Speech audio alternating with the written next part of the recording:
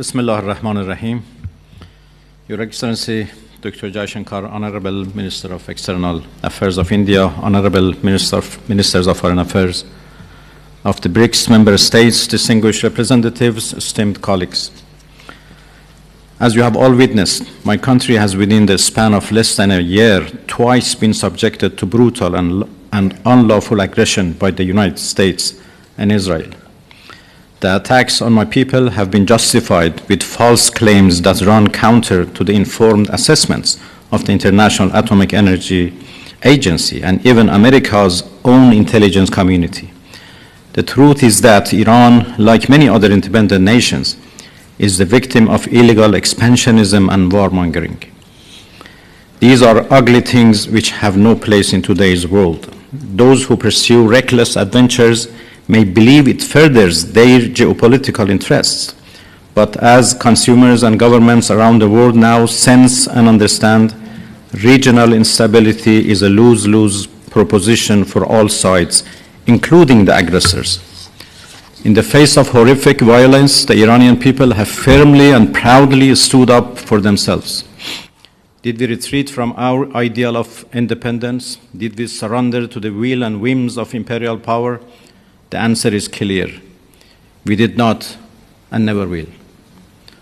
I come from an ancient land whose leaders have stood courageously by their people in the pursuit of justice, independence, and the defense of sovereignty and territorial integrity, sacrificing their lives for historic and national ideals. I speak for an Iran whose armed forces, medical personnel, school teachers, and law enforcement officers never once placed their own safety above saving the lives of those they are duty-bound to protect and served with honor on the front line of humanity. I speak for a people which, under horrific bombardment, chose to stand firm, for the mothers of Minab who did not bend under the grief of losing their children, for young people who refused to let the dust of war erase their bright futures, and for a nation that, despite all pressures, continue to believe in a free, stable, and just world. By now, it ought to be clear that Iran is unbreakable and only emerges stronger and more united when under pressure. While ready to fight with everything we have in defense of our freedom and our soil, we are equally ready to pursue and defend diplomacy. As I have repeatedly stated, there is no such thing as a military solution to anything related to Iran. We Iranians never bow to any pressure or threat, but we reciprocate the language of respect. As much as our powerful armed forces remain ready to exact devastating retribution on foreign aggressors, my people are peace-loving and do not seek war. We are not aggressor in this sordid situation, but the aggrieved. Mr. Chairman, distinguished colleagues, over the past year, I have had the honor of participating in 2 BRICS conferences to convey the government of Iran's conviction that this platform symbolizes the emergence of a new global order, an order in which the global South is a primary architect of the world's future. What was once a lofty aspiration is now a reality, but it is a fragile reality. Imperial power in decline wants to turn back the clock and is desperately lashing out on its way down.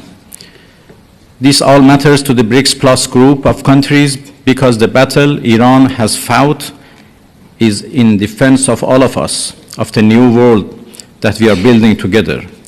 Our brave soldiers have given their lives to resist Western hegemony and the sense of impunity that the US believes it is entitled to. While Iran is grateful for the support and solidarity it has received from BRICS countries, it is imperative that we jointly step up our work towards ending this sense of entitlement, which has no place in today's world. To virtually everyone in this room, our resistance against US bullying is not an unfamiliar battle. So many of us encounter slight variations of the same repugnant coercion. It is high time for us to jointly step up and work towards making clear that those practices belong in the dustbin of history. Today, our nations are closer to one another than ever before, and we cannot ignore the common and dangerous challenge we all face. history has shown that empires in decline will stop at nothing to arrest their inevitable fates. A wounded animal will desperately claw and roar on its way down. The putting away of all pretenses is apparent in the horrors that the West has shamelessly underwritten or outright pursued in the global South, whether in Asia or Africa or Latin America. What was once framed as unthinkable and decidedly shameful is now either overlooked or openly embarrassed in Western capitals, i.e. horrific genocide, shocking violations of the sovereignty of nations, and outright state piracy on the high seas.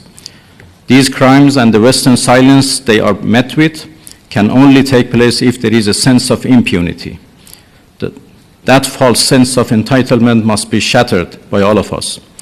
Iran, therefore, calls upon BRICS member states and all responsible members of the international community to explicitly condemn violations of international law by the United States and Israel, including their illegal aggression against Iran, a member of BRICS, prevent the politicization of international institutions, and take concrete action to halt warmongering and to bring an end to the impunity of those who violate the UN Charter. We believe that BRICS can and must become one of the principal pillars in shaping a more just, balanced, and humane global order, an order in which might can never make right. Nations which stand up for their dignity and independence may endure hardship, but they will never be defeated. Thank you, Mr. Chairman, for your attention.